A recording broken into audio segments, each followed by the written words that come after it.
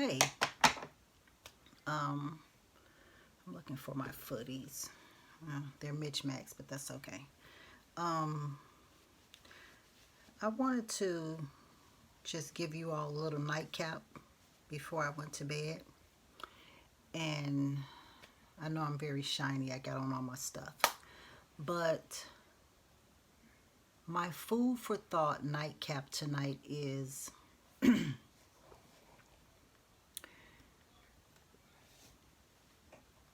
us women, we give up too easily.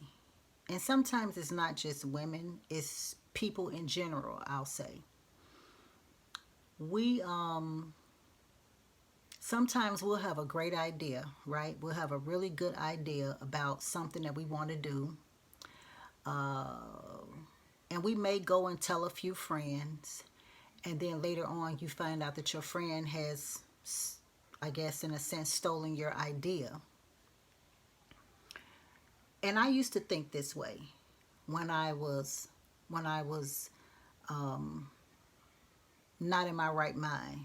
You know, what I mean by I used to think this way, I used to tell people my great ideas when I was at a very young age.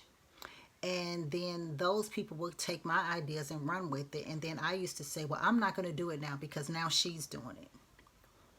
But that is a toxic way of thinking. Because what we have to understand, what we have to remember is that regardless of who you tell your ideas to, it doesn't matter if 1,000 people start doing it, because nobody can do it like you, and you can't do it like her, and he can't do it like him. And on top of that, it's too many people. We're talking about in the entire world, not just in your neighborhood, not just on the block you live, not just in your community, but we're talking about in the entire world. So what I'm saying is, when you come up with an idea, something that you want to make, or something that you want to do, or business you want to open, just because you find out that 15 other social media friends are making soaps, or they're making lotions, or they're knitting socks together, or meal prepping, whatever it may be, and you feel like you shouldn't do it, that's when you are like deleting your blessings out of your life. Because if that thing has been coming to you for months and months and maybe years, it's because you're supposed to be you're supposed to be doing it. It doesn't matter who else is doing it. It's enough money in this world for all of us to eat, and to eat very well at that. um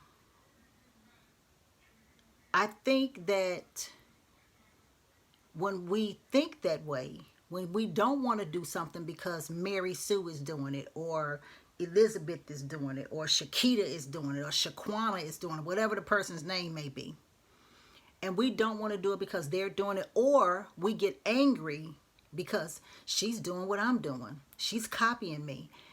That's No one can copy anyone, because everyone is different.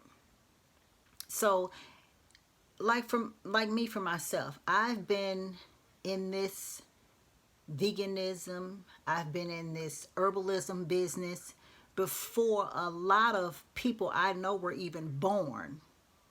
Okay, and I call them my little sisters, my little brothers, and now they are into it. I'll be 55, so I'm talking about young sisters that's in their 30s and 20s. They are into eating healthy, they're into herbalism and all those things. But whatever I'm doing, it needs to be more of me. It should be thousands and thousands and thousands of people that do what I do. If no matter what you're doing, you should be happy that other folks is doing it. And if we were smart, we also have to understand, just because you've been doing it forever and somebody else come along and they're doing it, don't mean that they're doing it wrong. They're just doing it their way because, see, we're different. Everybody is different, so everybody is doing things a different way.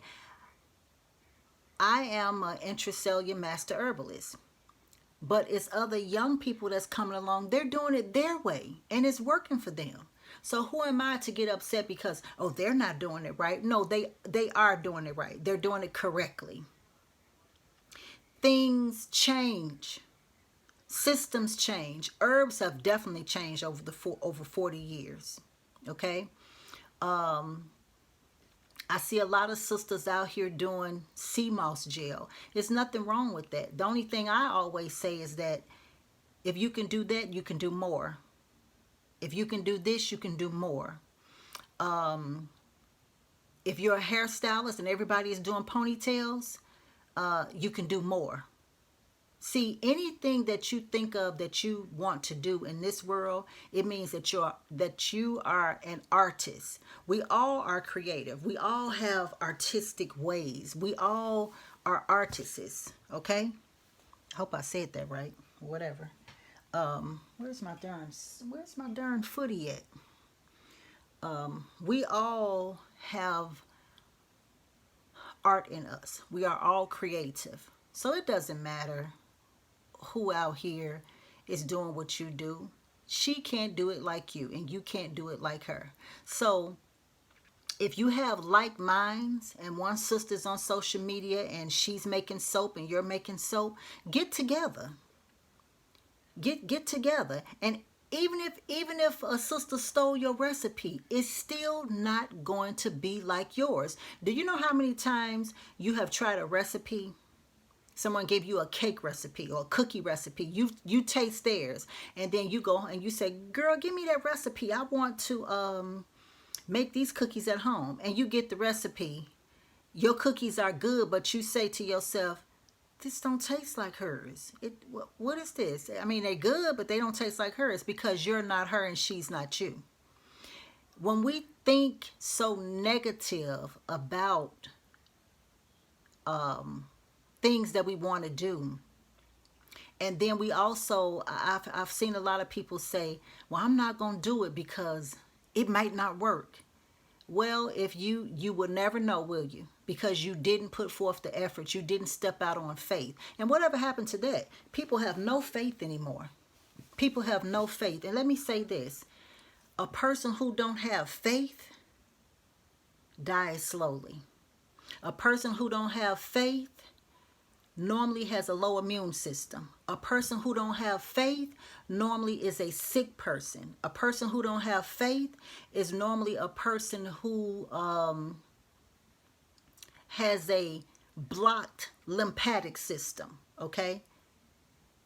Nothing drains out of the body. All the toxins stay in the body because you have no faith. And without any type of faith in yourself, you are surely to be sick.